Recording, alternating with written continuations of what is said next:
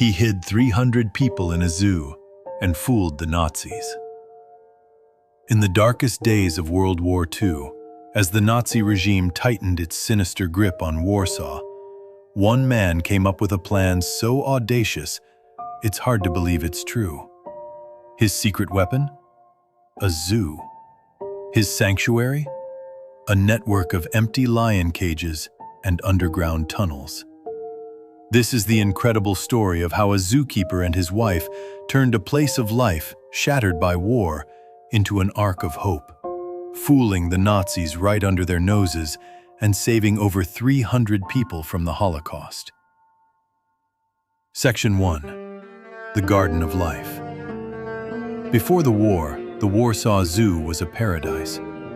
It wasn't just some collection of animals, it was one of the most respected and modern zoos in Europe, all thanks to its director, Jan Żabinski. Jan, a brilliant zoologist, and his wife Antonina, an author with a deep connection to animals, didn't just run the zoo, they lived and breathed it.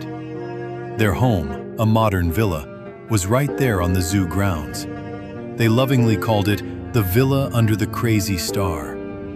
Life there was a wild mix of the human and animal worlds.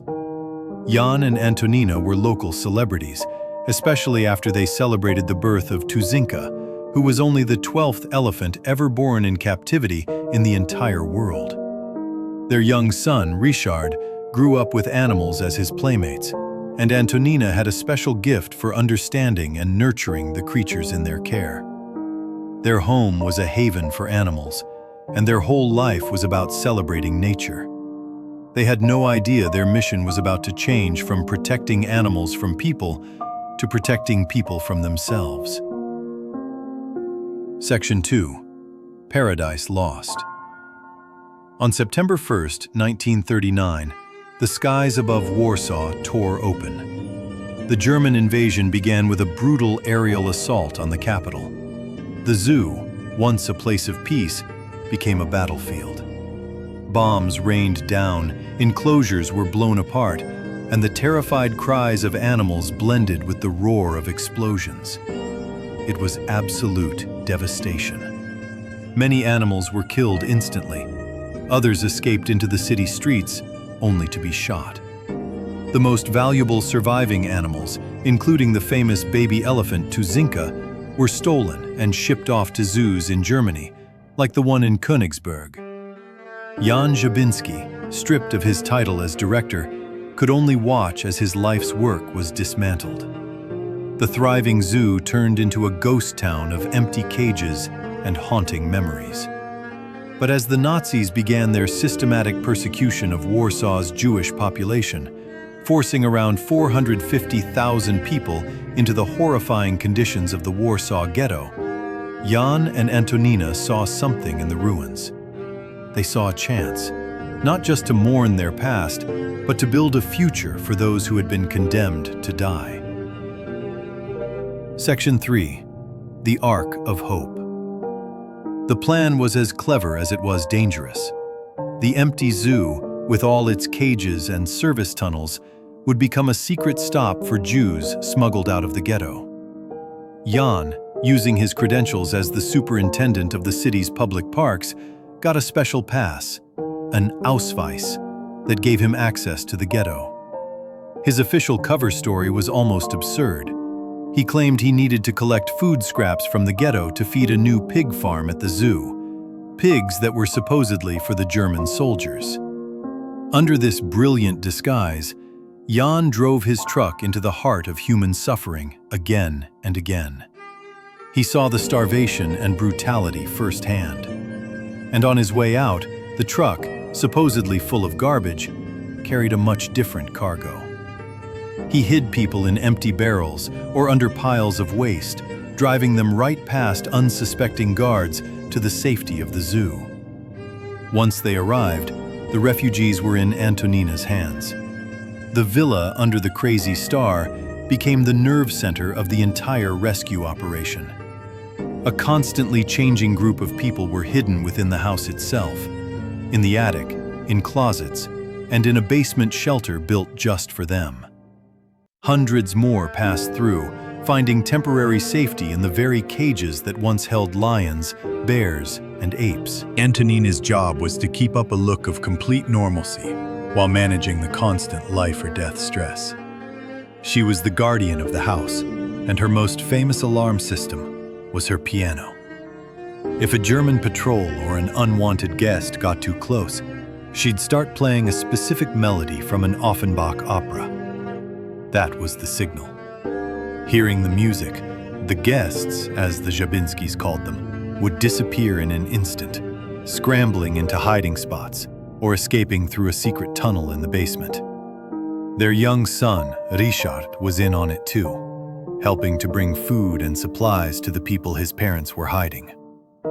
To add another layer to their secret, the refugees were often given animal code names, while the few remaining pets were given human names, creating a confusing code to protect everyone. This incredible operation was first funded by the Jabinskis themselves, and later with help from Żegota, the Polish Council to Aid Jews. Section 4. The Darkest Hour. For years, this fragile system actually worked. The zoo, a place of death, had become a symbol of life. But in August 1944, the danger ratcheted up. The Warsaw Uprising began, a desperate, citywide rebellion against the Nazi occupation. John, a soldier in the Polish Home Army, joined the fight. During the brutal street-to-street fighting, John was badly wounded and captured by the Germans. He was taken away to a prisoner of war camp. For Antonina, who was left at the villa with her children and a house full of people in hiding, it felt like the world was ending. Her husband was gone, his fate a mystery, and the war was raging right outside her door.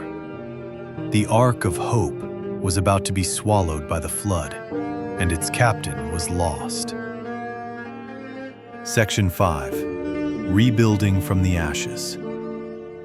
When the war finally ended, John was freed from the POW camp and made his way back home. He found Warsaw in ruins and his zoo completely destroyed. But he also found his family safe. And, incredibly, of the more than 300 guests who had passed through their care, all but 2 had survived the war. Amid all that rubble, there was hope. Their work wasn't done. John and Antonina, with that same passion that had driven them to build the zoo in the first place, dedicated themselves to its reconstruction. They gathered what few animals they could find and began the long, hard process of bringing their paradise back to life. In 1948, the Warsaw Zoo officially reopened its gates, and John served as its director once again until 1951. The place that had been a secret refuge for humans was once again a celebrated home for animals. CTA. The Jabinskis' story is an amazing reminder that ordinary people are capable of extraordinary courage, and that true heroism can show up in the most unexpected places.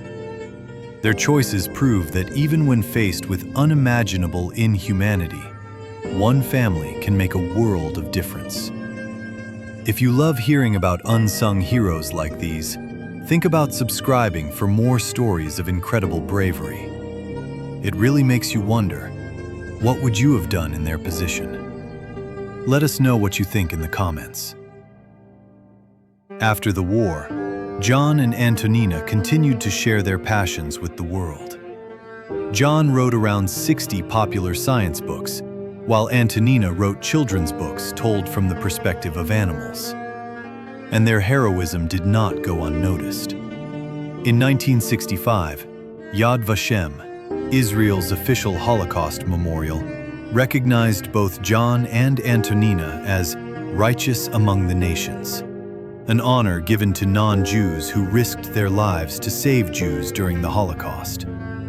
When John accepted the award, he explained why he did it with simple, powerful words. "I took the risk and gave them shelter not because they were Jews, but because they were persecuted. My human obligation was to help them. Just plain decency. Today, their legacy lives on. Their story has reached millions through the book and movie, The Zookeeper's Wife.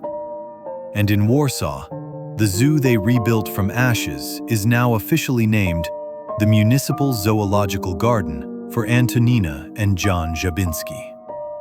The villa where they risked everything still stands on the zoo grounds, a quiet monument to their incredible courage. The story of the zookeeper who fooled the Nazis isn't just a wartime survival tale. It's a powerful testament to the idea that even in the darkest of times, compassion and courage can build a sanctuary for life.